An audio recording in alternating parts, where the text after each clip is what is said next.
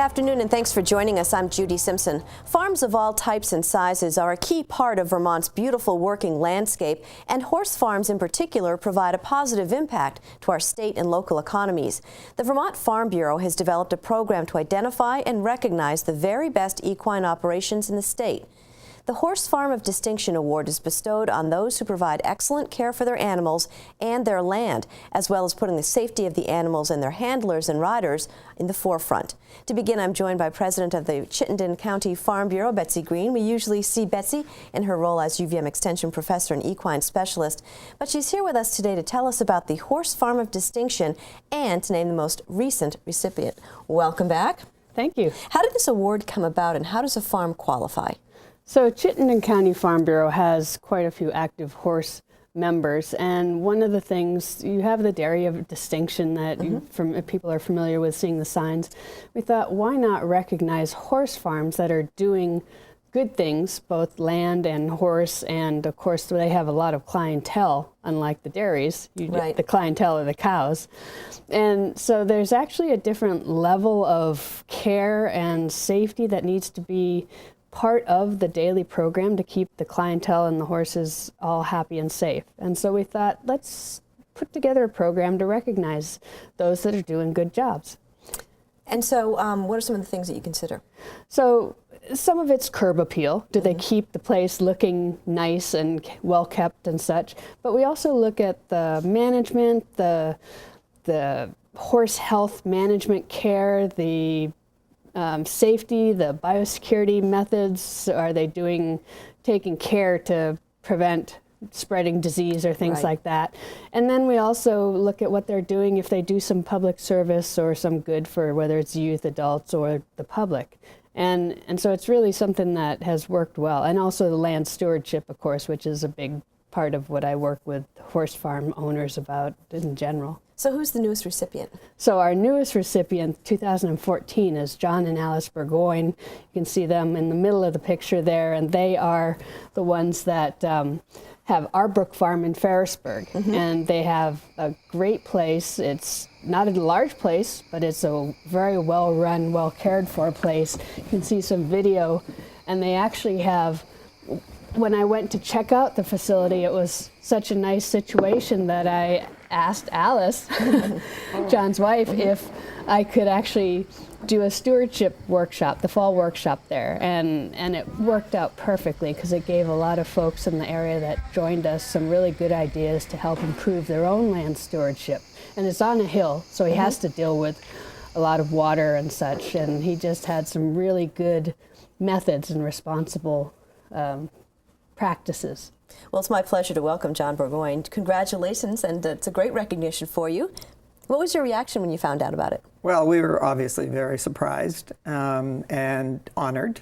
We've worked very hard to create a little bit of it's not a huge farm, it's a small farm, but it has been something that we've been working at for well over 30 years, and it was very nice to receive the award. Now, your farm and clientele focus on competing in the equestrian sport of eventing. Tell us a little bit about what a horse and rider do in this competition.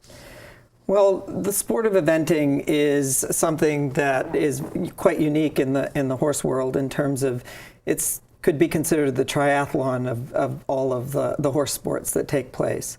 You have to compete in 3 different disciplines, but it's all one sport. And a lot of preparation goes into getting the horses ready. And the sport itself was sort of based in the military. It appeared in the Olympics, I think, in 1912 for its first time. And it's unique in that today, as an equine sport, men and women compete on par. Whereas no other of the Olympic sports does that take place. Which I think makes it so much fun to watch. It's really fun to watch because the cross-country phase is very exciting. Tell me about the 3 phases. There's cross-country, which you just mentioned, but there are 2 other phases as well. The first phase, traditionally the first phase, is the dressage phase. During the military, when the military created the sport, or the sport evolved out of the military, the horses had to perform in what they call the parade. And in that phase, the horse had to demonstrate a lot of presence and elegance and So that shows up in the dressage phase today, which is the first phase. And in the dressage phase, basically what you're doing is you're executing a variety of maneuvers. You have memorized a test, and that is judged, is the subjective part of the sport. And that is judged by a panel of judges who, very similar to figure skating, where you have a geometric pattern. You have to show the horse's suppleness, obedience, athletic ability, its ability to lengthen and shorten, and just sort of listen to the horse's, the rider's cues in terms of, which are very subtle. Right. And every movement counts. Every movement counts. Every movement is scored on a scale of 0 to 10. So are there different levels to compete, different for different levels of people who are in There are actually 6 levels of competition. It starts with beginner, novice, moves on to novice, then training level. And then from that point on, you have preliminary, intermediate, and advanced. Now, we talked about dressage, but then it moves into other areas as well. Yes. What you do after the dressage, you carry on a score, which has been put into what we call penalty points. And you carry those points with you throughout the rest of the competition. You move on to the cross-country phase. The cross-country phase is what we refer to as speed and endurance. And for cross-country, when it was in the military, the horse had to demonstrate its bravery and boldness. It had to perform over a variety of terrain, jump logs, and it was in battle. So it had to be able to get out there and be very, very brave about its performance. This has its roots in that. Today, you'll see that it's performed at the gallop. You have to go quite fast. You are jumping a variety of obstacles, logs, ditches, banks, in and out of water. And the course is miles long. And the course can go up to about 4 miles long. Wow. Yep. And so we should mention, too, that this is no easy feat for a horse. No. I mean, this takes a lot of training. There is a tremendous amount of preparation, because remember that the horse has to now be skilled in being able to not only be fit enough to do the cross-country phase, but it must have enough obedience and training in it to do well in all 3 phases, the dressage, the cross-country, and the show jumping. And we should mention these phases take place over several days. Over several days. But in the United States, you have what we call horse trials, which is what distinguishes an international competition from a national competition. And in a horse trials, you might see all 3 phases take place in one day. Sometimes it takes place over 2 days or 3 days. Depends on the venue and the amount of land that the venue that's sponsoring the competition has available to it. Now, Betsy, let's talk a little bit about risk for this sport.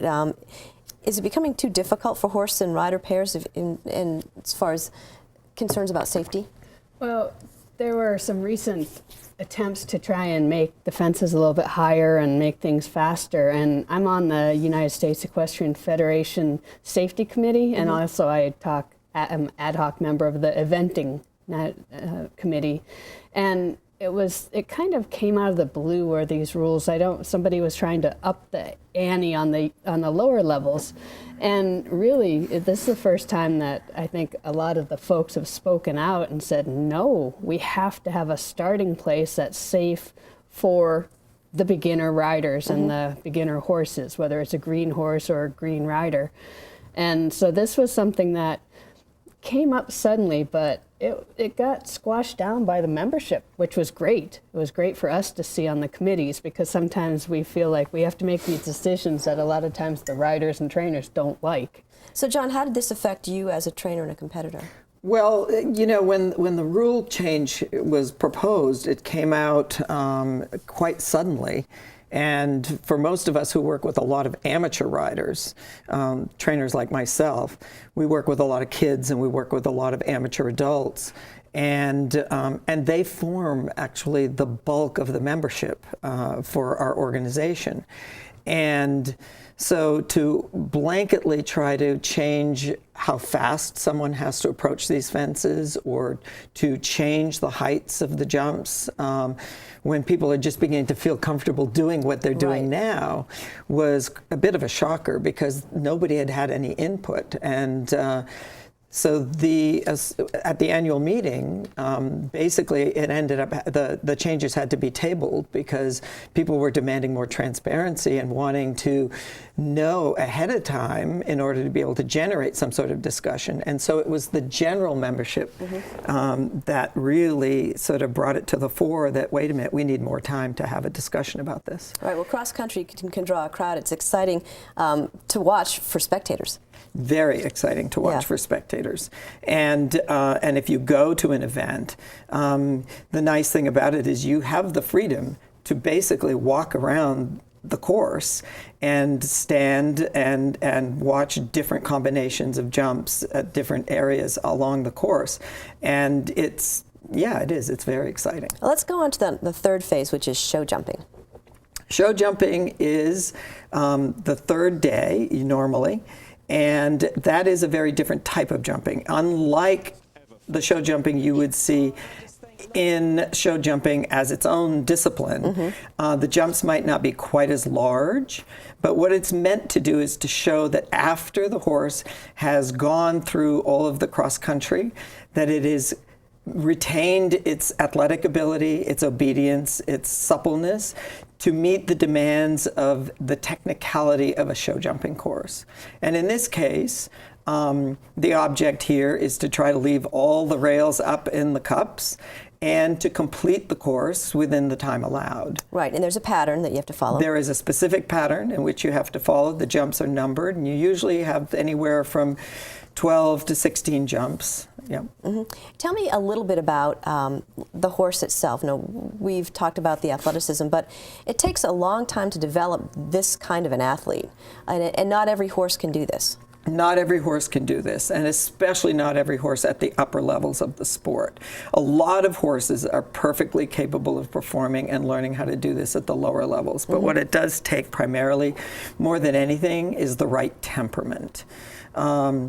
You can have a horse with all of the athletic ability in the world, but if it doesn't have the desire to perform what you're asking it to do, then it serves no purpose to do this particular sport. You must see a lot of that in trying to match riders with horses and trying to keep things on an even keel as far as the kids and not getting upset and, you know, working with the horses. That's got to be quite a job. That is one of the greatest challenges, is being able to help someone to understand that this horse that you have right now is going to be limited.